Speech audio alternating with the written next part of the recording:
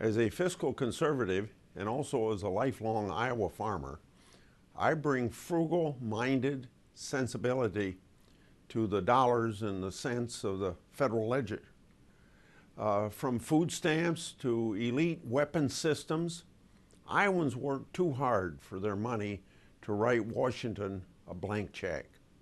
That's why I keep a tight-fisted grip on the federal purse strings. In my first Senate term in early 80s, some in Washington considered me a bit wet behind the ears. They underestimated my effort to freeze government spending, including even the Pentagon.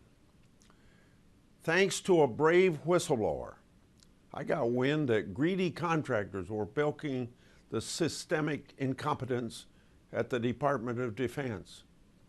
A civil servant named Chuck Spinney removed the blinders, exposing that the Pentagon knowingly underestimated the $1.5 trillion defense budget.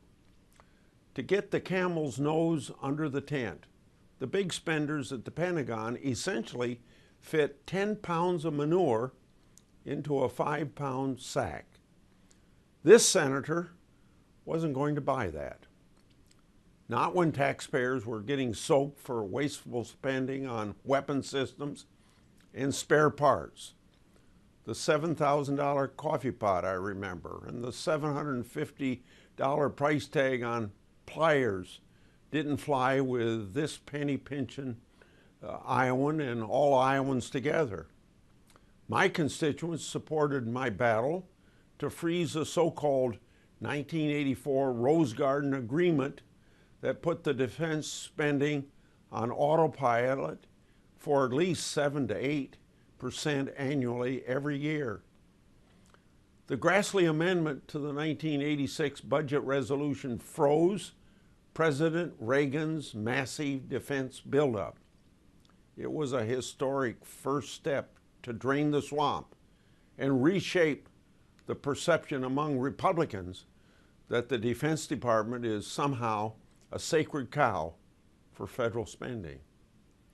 Iowans rightly expect tax dollars to be spent as intended. That's why Iowans give me the thumbs up to keep my thumb on the federal ledgers. Serving as a watchdog against waste, fraud, and abuse is a job that I've sunk my teeth into for nearly 4 decades.